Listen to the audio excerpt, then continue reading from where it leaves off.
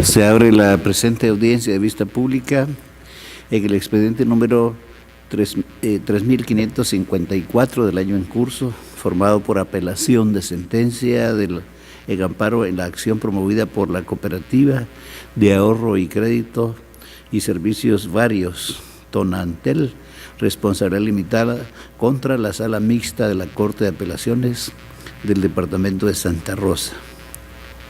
El señor secretario general dará lectura de la parte conducente y de las consideraciones y la parte resolutiva del fallo apelado y efectuará las advertencias respectivas para el desarrollo adecuado de la presente audiencia. Tiene la palabra, señor secretario. Muchas gracias, presidente. Constituye acto reclamado en este amparo el auto de fecha 18 de marzo de 2015, emitido por la autoridad impugnada, que declaró con lugar el recurso de apelación y revocó el de fecha 4 de marzo de 2015 dictado por el Juzgado de Primera Instancia Penal, Narcoactividad y Delitos contra el Ambiente del Departamento de Santa Rosa. Como consecuencia, declaró sin lugar la cuestión prejudicial promovida por la amparista dentro del proceso penal instaurada en su contra por César Alexander Ortiz Llanes, sindicándola de la comisión de los delitos de caso especial de estafa, falsedad material y falsedad ideológica. La Corte Suprema de Justicia, Cámara de Amparo y Antejuicio, en la sentencia de primer grado de fecha 17 de mayo de 2016, consideró: efectivamente, el acreedor y deudor comparecieron ante la notaria a otorgar mediante instrumento público el contrato de adjudicación de bienes en pago en el que hubo capacidad legal de los otorgantes para declarar su voluntad y consentimiento expreso de ambas partes para la adjudicación de los derechos de posesión de los bienes inmuebles propiedad del deudor y con los que garantizó el crédito cedido por la cooperativa, como lo preceptúa el artículo 1251 y 1252 del Código Civil. Por lo que, en el presente caso, se cumple con el presupuesto exigible para declarar con lugar la cuestión prejudicial, toda vez que el procedimiento penal exige una declaración previa que corresponde a la jurisdicción civil, ineludible para construir los hechos que se presume puedan ser constitutivos de delito.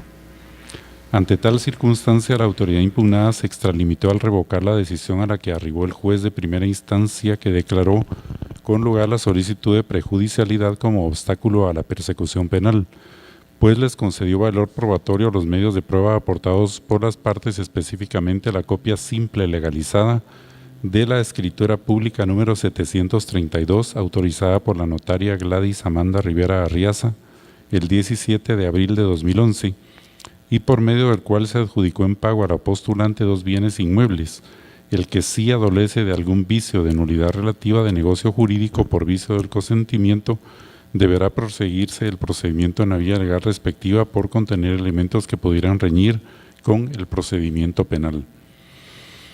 Se concluye que la sala cuestionada vulneró los derechos fundamentales denunciados por la postulante y de esa cuenta la acción constitucional debe ser otorgada a efectos que resuelva conforme a derecho y lo aquí considerado.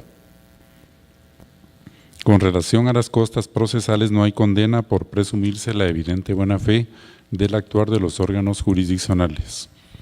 Con esa argumentación resolvió, otorga el amparo planteado por la entidad cooperativa de ahorro y crédito y servicios varios Tonantel, responsabilidad limitada, en contra de la Sala Mixta de la Corte de Apelaciones del Departamento de Santa Rosa y, en consecuencia, deja en suspenso en cuanto al postulante la resolución de fecha 18 de marzo de 2015, emitida por la Sala Mixta de la Corte de Apelaciones del Departamento de Santa Rosa dentro del expediente identificado con el número 21-2015. Restituye al postulante en la situación jurídica anterior a esta resolución y ordena a la autoridad impugnada resolver conforme a derecho y a lo aquí considerado, respetando los derechos y garantías del postulante, bajo apercibimiento de imponer la multa de 500 quetzales a cada uno de los magistrados en caso de no acatar lo resuelto dentro del plazo de 3 días siguientes de haber recibido la ejecutoria y sus antecedentes, sin perjuicio de las responsabilidades legales correspondientes. De conformidad con lo que establece el artículo 67 del Acuerdo 1-2013 de la Corte de Constitucionalidad, Quien haga uso de la palabra en esta audiencia deberá dirigirse directamente al tribunal, expresar sus alegaciones en forma oral de conformidad con el objeto de la vista pública previsto en el artículo 61 del citado acuerdo y no dar lectura a ningún documento salvo que para ello cuente con autorización previa del señor presidente. Deberá concretarse al asunto planteado, ser breve, conciso y preciso en su exposición. Para la exposición de alegaciones, cada una de las partes intervinientes cuenta con un tiempo máximo de 15 minutos. Es todo, señor presidente. Muchas gracias. Pueden hacer uso de la palabra en esta audiencia el apelante y tercero interesado en el amparo, César Alexander Ortiz Llanes, quien actúa con el auxilio del abogado Walter Ubiel Lucero Ruano. Queda en el uso de la palabra. Gracias, honorables magistrados de la Corte de Constitucionalidad. En esta oportunidad hemos acudido ante este órgano jurisdiccional supremo para restituir los derechos, en este caso del tercero civil, del tercero interesado, el señor César Alexander Ortiz Llanes, toda vez que haciendo como unos breves antecedentes de lo que es este caso que se ha venido conociendo desde el año 2012 por una querella penal presentada en contra de la Cooperativa de Ahorro y Crédito Tonantel en el departamento de Santa Rosa. Y esta querella derivada porque el señor César Alexander Ortiz Llanes solicita créditos a la cooperativa. Inicialmente había solicitado 2 créditos con dicha cooperativa, se habían faccionado contratos de mutuos, contratos en los cuales se ponían claras las condiciones en las que él tenía que cumplir con sus créditos, y fue hasta un tercer crédito en donde el señor César Ortiz Llanes lo hacen firmar. Les digo lo hacen firmar porque utilizaron ardid y engaño para poderle introducir dentro de la documentación que tenía que firmar una escritura pública en la cual se estaba realizando la cooperativa de ahorro y crédito, la entidad que estaba otorgando el crédito como acreedor, de una vez la adjudicación en pago de 2 bienes inmuebles que, por ser estos bienes inmuebles ubicados en el interior del país, estos carecían de inscripción registral, los que conocemos como derechos de posesión. El hecho concreto que hemos venido atacando durante todo este proceso es el actuar de la cooperativa, en el cual, a sabiendas de lo que estaba haciendo era un crédito, que estaba otorgando un crédito, y que si en este caso el solicitante del crédito no tenía los bienes registrales suficientes para poderles imponer una hipoteca y solo contaba con bienes de derechos de posesión, como lo hemos estudiado en todas las cátedras de Derecho Civil y Procesal Civil, estos bienes de derechos de posesión también pueden ser sujeto de garantía, aunque no mediante la hipoteca, pero sí pueden ser sujeto de garantía porque son bienes que le pertenecen al deudor. El procedimiento utilizado por la cooperativa, aduciendo de que tienen un reglamento autorizado por su junta directiva que les permite, en caso de derechos de posesión, adjudicarse previamente en pago los bienes, inclusive en este caso, adjudicárselos antes del desembolso del préstamo. Obran en las actuaciones y los medios de prueba que se han presentado en todas las instancias, con fecha, con la autorización del señor presidente, leer las fechas de los documentos que… mediante la escritura pública 732, que fue autorizada en el municipio de Nueva Santa Rosa, departamento de Santa Rosa, el 16 de abril del año 2011, bajo los oficios de la notaria Gladys Amanda Rivera Arriaza, se faccionó la adjudicación en pago de bienes del señor César Alexander Llanes, en los cuales en la cláusula dice que él adjudica esos bienes porque no posee los fondos para poder pagar un crédito que le debe a la cooperativa. Tal es el caso, y consta en todas las constancias procesales, que no fue hasta el 20 de abril del año 2011 en que la cooperativa le desembolsó el préstamo que él había solicitado. Es decir, la cooperativa 3 días antes del desembolso ya se había adjudicado los bienes en pago. Nosotros, haciendo uso de nuestros derechos, se le hicieron varias peticiones a la cooperativa de manera administrativa para que nos pudiera explicar el motivo por el cual habían seguido este procedimiento y nos indicaban de que eran los procedimientos autorizados por su junta directiva, por lo tanto no estaban violando ninguna ley, ninguna norma. Honorables magistrados, este hecho ha sido sujeto de muchas acciones por parte del representante de la cooperativa. Ha interpuesto acciones de falta de acción que se han conocido en apelaciones, se han conocido en la Corte Suprema de Justicia, inclusive una de esas acciones ya fue conocida por la Honorable Corte de Constitucionalidad, la cual nos dio la razón como querellantes en cuanto a que teníamos el derecho de poder continuar con nuestro ejercicio de la acción penal en el departamento de Santa Rosa. Posteriormente volvieron a plantear una cuestión prejudicial, que es la que se está conociendo en este momento, aduciendo en la audiencia de cuestión prejudicial de que se debía dilucidar esta situación en la vía civil.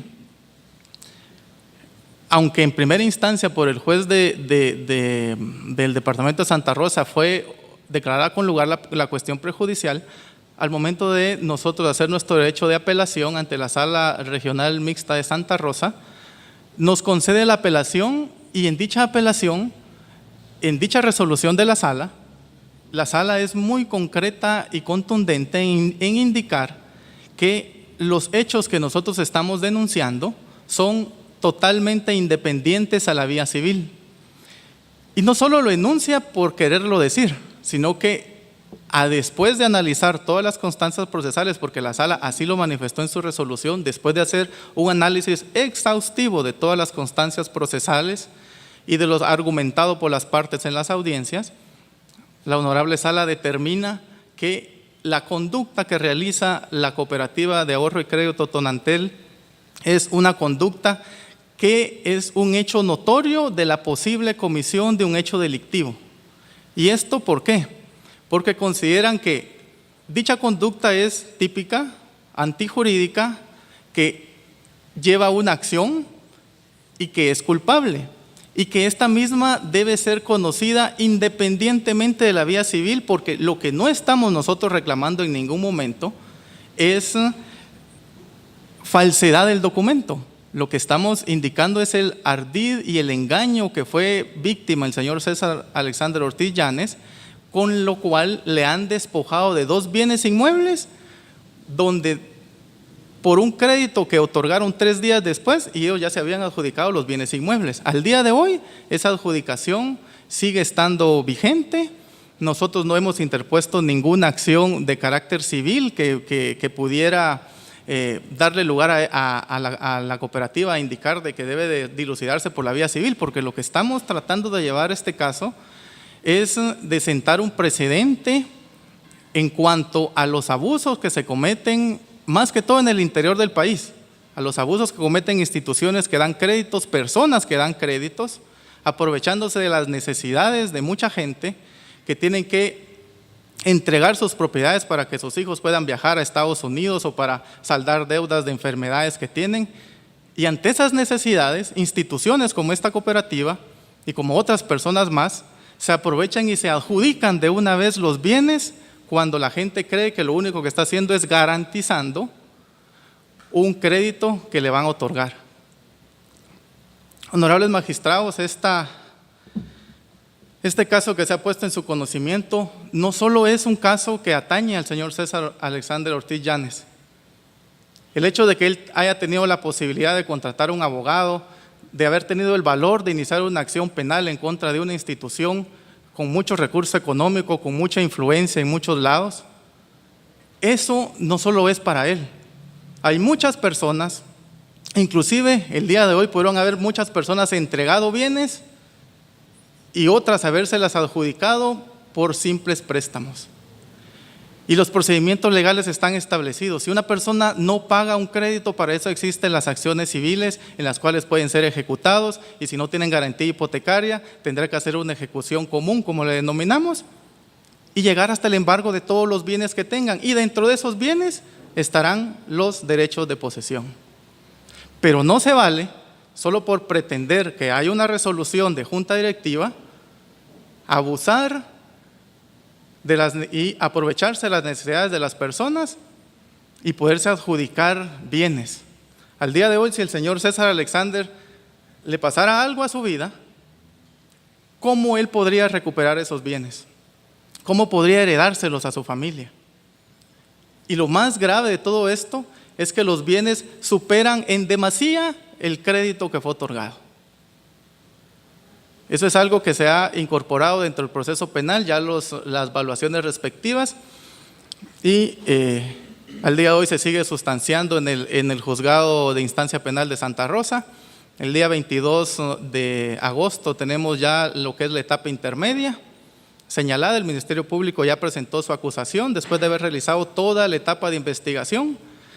Es decir, estos son los momentos y estas son las etapas en donde los órganos jurisdiccionales hacen su parte para determinar que efectivamente existen los elementos suficientes para poder llevar a estas personas ante la justicia por la comisión de los delitos que nosotros hemos denunciado. Planteamos esta apelación porque nos pareció extraña la forma en que la Honorable Cámara de Amparo y Antejuicio de la Corte Suprema de Justicia emite su sentencia en primer grado de amparo. Primero porque, aún teniendo la resolución de la Sala de Apelaciones, hace una tergiversación impresionante de lo que ahí está escrito. Toma extractos de una resolución y la saca totalmente de contexto, cuando las resoluciones se deben leer e interpretar en todo su contexto. De esa cuenta, en nuestra apelación, me permití citar una sentencia de esta Honorable Corte de Constitucionalidad dentro del expediente 1560-2002. La sentencia es de fecha 29 de abril del 2003, en las cuales entran a conocer en qué motivos o en qué momentos puede ser declarada o no una cuestión prejudicial. Esta sentencia tiene 3 puntos específicos en los cuales la Honorable Corte determinó que, de darse estos supuestos, no existiría, se debería declarar sin lugar la cuestión prejudicial, y de no darse esos 3 supuestos, entonces la cuestión prejudicial debería declararse y conocerse previamente en la vía civil. Estos 3 elementos son, si me permite hacer lectura de las 3, dice: la Honorable Corte resuelve si, a la luz de los argumentos de las partes, las constancias procesales y principalmente los elementos del delito, que al momento de resolver puedan establecerse acción o conducta humana, tipicidad del delito y antijuridicidad. El segundo elemento, luego debe determinar si el pronunciamiento previo debiera producirse en un proceso independiente. Y como tercer elemento, y por último, si ese pronunciamiento previo va a corresponder a un tribunal de competencia distinta. Con esta sentencia, la Honorable Corte lo que determina es que el órgano jurisdiccional que tenga en sus manos el conocimiento de una cuestión prejudicial debe analizar esos 3 elementos. En el presente caso, la Honorable Sala de Apelaciones Regional de Santa Rosa, estos elementos lo tomó en cuenta. Lo hicimos ver en nuestra apelación, en nuestro, sin perjuicio de esta audiencia oral, un memorial que se ingresó con estos argumentos de la vista, y en esa misma resolución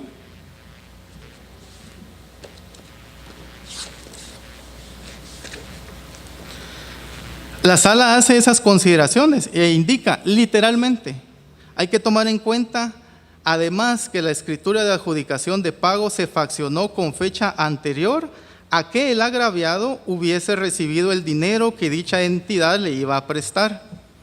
Dichos instrumentos faccionados por la misma notaria, quien es conocedora del derecho y sabe que no era legal ni procedente redactar 2 instrumentos públicos para garantizar el pago de una deuda, estimando en el presente caso que los hechos son notorios de posible comisión de delitos, pues se dan los elementos del tipo, hay una acción delictiva que ya fue descrita, y la misma es típica, antijurídica y culpable acción que no requiere agotar la vía civil. Honorables magistrados,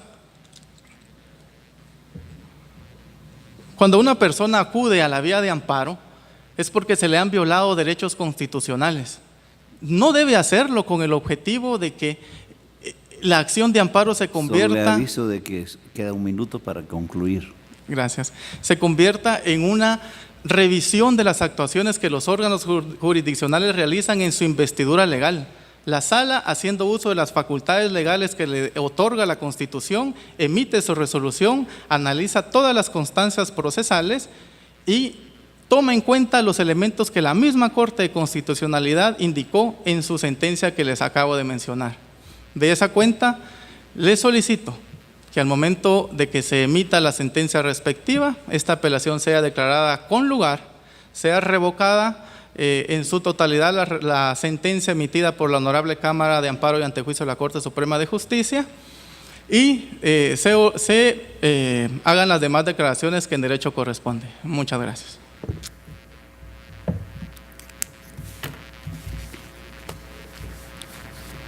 A continuación, la cooperativa solicitante del amparo, Cooperativa de Ahorro y Crédito y Servicios Varios, Tonantel, responsabilidad limitada, por medio de la mandataria especial judicial con representación, Gladys Amanda Rivera Arriaza, quien actúa con el auxilio del señor abogado don Brian Donifán Palacios Herrera. Tiene la palabra.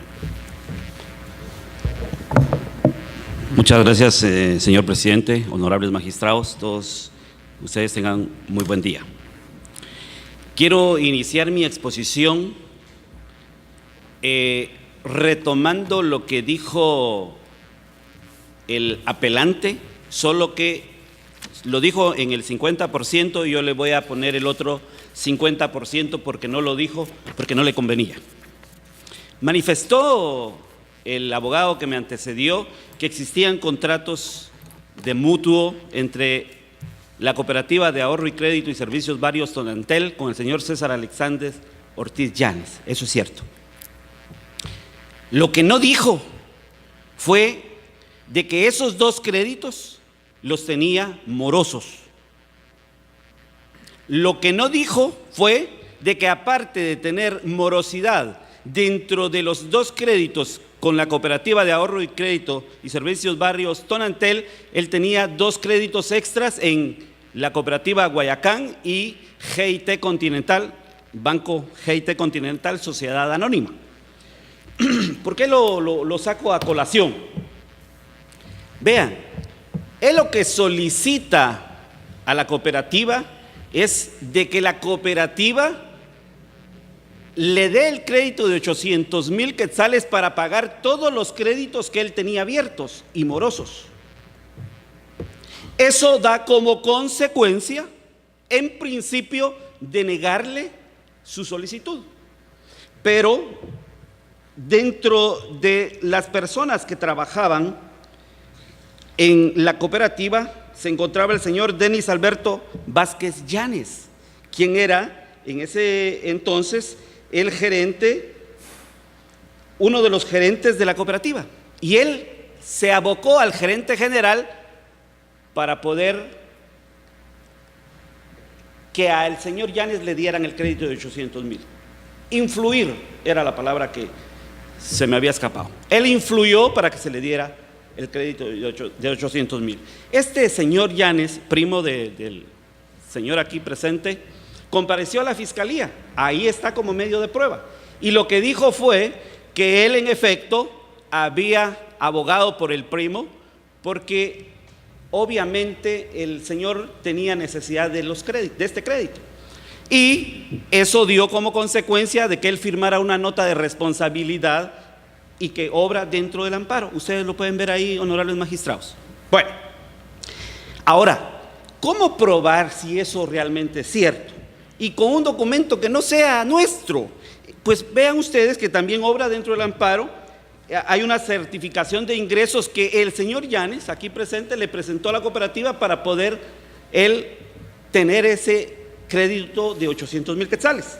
Y dentro de esta certificación de ingresos establece como pasivo un crédito en GIT Continental de 450,000 quetzales, crédito en Guayacán por 190,000 quetzales y crédito en Tonantel por 175,000 quetzales, que redondeados da 815,000 quetzales, que al momento en que se le hace el desembolso, pues obviamente todavía tuvo un poquito que él recibió en efectivo. ¿Qué pasa, honorables magistrados, entonces con esto? ¿Por qué la escritura que tanto habla, la parte que me antecedió, que el desembolso es posterior? A él se le indicó que se le iba a dar el crédito, pero obviamente se estaba desembolsando 800,000 quetzales y que eso no era posible así nada más. Que él tenía entonces que asumir una posición en la cual debía de adjudicar los bienes en pago. Él lo hizo. Eso es lo que se llama la autonomía de la voluntad. Es decir, que con pleno conocimiento él lo hizo. Y lo dice el primo en la declaración, porque él le explicó de cuál era el procedimiento y él le contesta, según la misma declaración del primo de él en el Ministerio Público, y dice que él está enterado porque ya tiene 2 créditos anteriores. El problema acá, honorables magistrados, es de que hay medias verdades y hay algunas mentirías por ahí. Porque se ha dicho, y lo dice el apelante en su memorial, que él nunca firmó. Porque hay un contrato de promesa de compraventa. Porque vean, él adjudica y se le dice, obviamente, usted va a tener su crédito, adjudica porque son 800,000 quetzales, no es medio centavo, y obviamente va a poder usted recuperar sus bienes al momento de que usted cancele su promesa de compraventa. La pregunta es, ¿ha cumplido con pagar? No.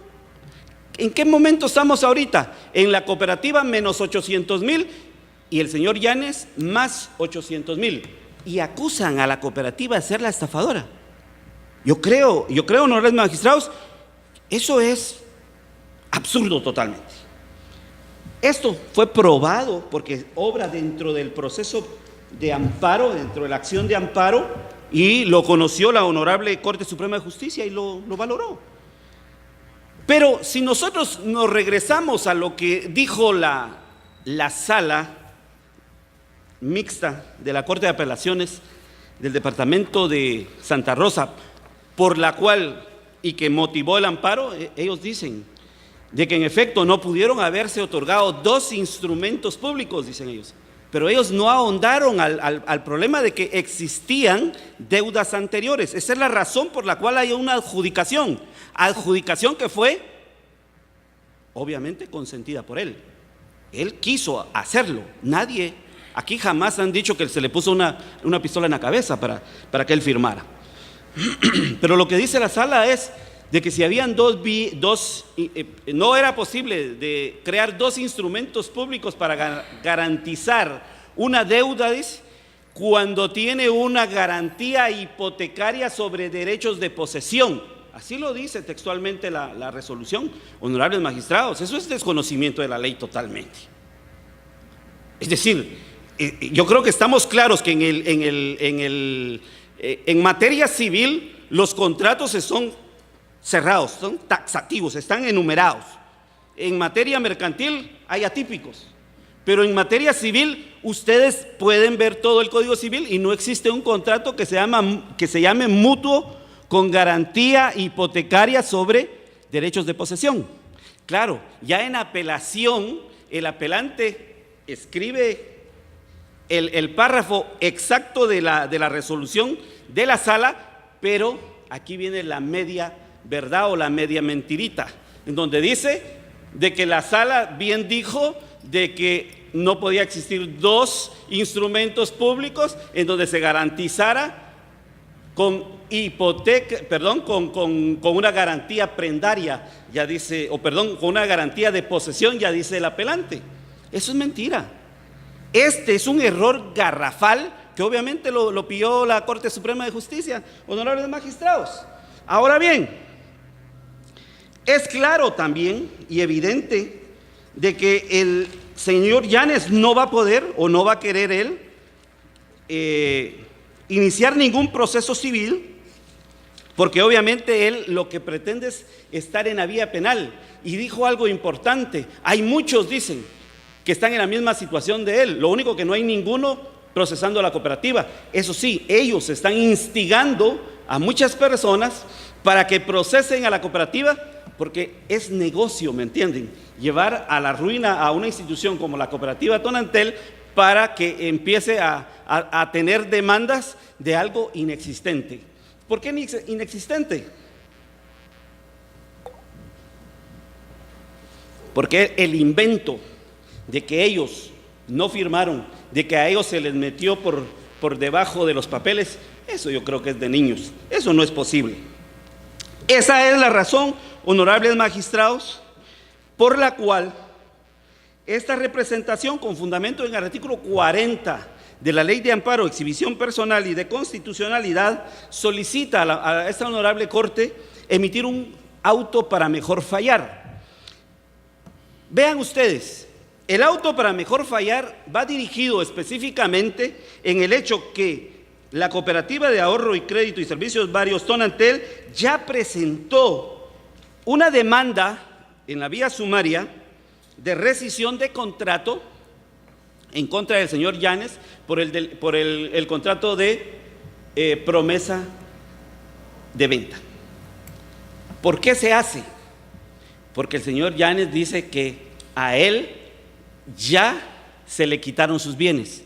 Eso es mentira. Él sigue con el uso, goce y disfrute de los bienes.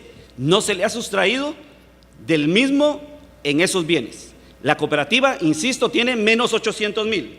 Entonces, solicito que se tenga como nuevo medio de prueba la demanda presentada por la cooperativa Tonantel en contra del señor Yanes, así también con todos los documentos que la misma ostenta, la resolución de fecha 2 de febrero del año 2016 dentro del sumario de rescisión de contrato identificado con el número 1041-2016-00118 oficial primero del juzgado cuarto de primera instancia civil del departamento de Guatemala, en la cual le da trámite a dicha demanda, el memorial de contestación de la demanda del señor Ortiz Yanes, la cual según resolución de fecha 31 de mayo del año 2016 del mismo juzgado relacionado y en el mismo expediente, también ya admitió la contestación de la demanda, junto con la resolución de fecha 9 de junio del año 2016, donde está admitida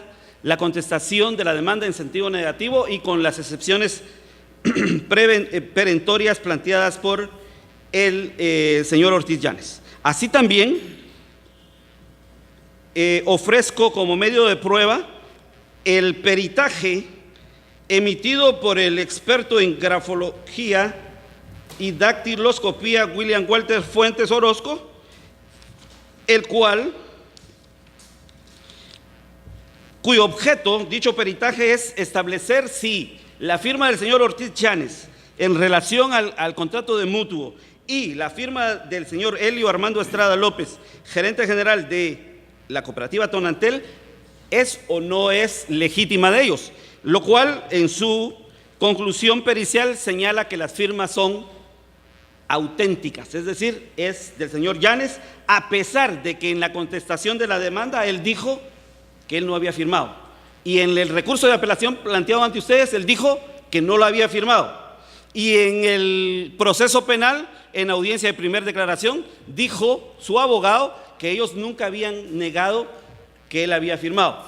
Por eso indico, honorables magistrados, hay medias verdades, hay medias mentiras, y por lo tanto es necesario que estos documentos que he relacionado puedan ser incorporados a este expediente, para que se vea claramente la existencia previa de un proceso civil que se debe dilucidar. Si ese proceso civil dice que hay la comisión, que existe la comisión de ilícitos penales, entonces tendrá habilitada la vía penal. ¿Por qué lo digo, honorables magistrados? Yo creo que ya es un disco rayado el hecho que la Corte de Constitucionalidad en una serie de sentencias ha manifestado claramente que existe, expedita la vía para un proceso penal cuando la firma de uno de los otorgantes dentro de un instrumento público sea reputada falsa y debidamente acreditada a través de un peritaje. Ahí queda expedita la vía penal.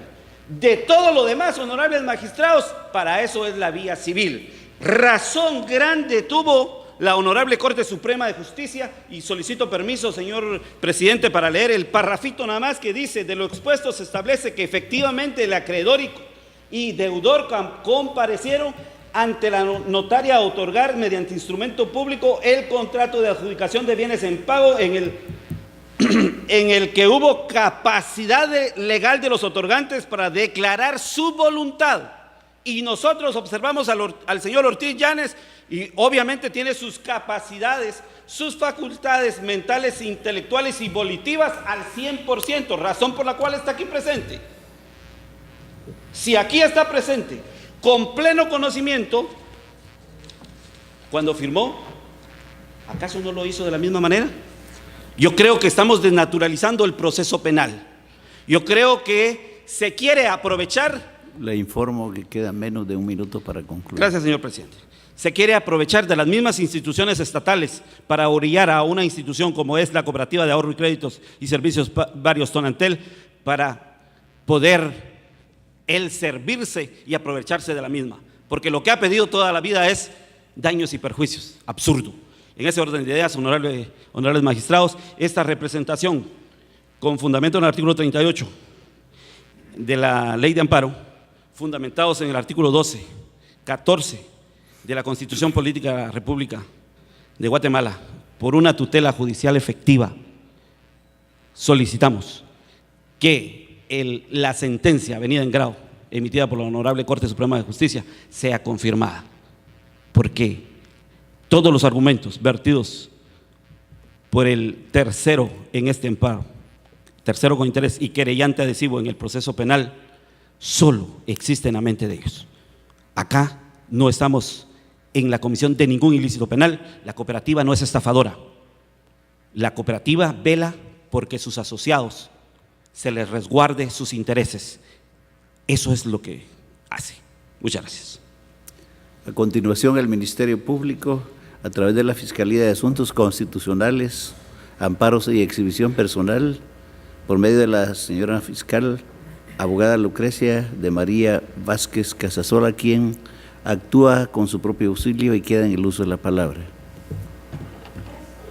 Magistrados y magistradas, esta Fiscalía difiere de la sentencia emitida por la Corte Suprema de Justicia, Cámara de Amparo, en el sentido que, como la misma Corte ha indicado, la cuestión prejudicial es un mecanismo de saneamiento procesal, en el cual, previamente a la instancia penal, debe dilucidarse un asunto desconocido pero vinculante en otra competencia por razón de la materia.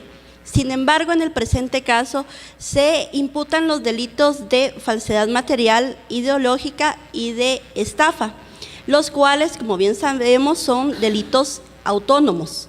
En el caso del delito de estafa, pues lo que priva es el ardid o engaño para obtener un beneficio económico. En estos casos de estafa existen los llamados contratos criminalizados, es decir, el agente utiliza o se aprovecha de la confianza y buena fe que priva en la mayoría de los documentos, en los cuales sin los cuales no es posible el tráfico jurídico.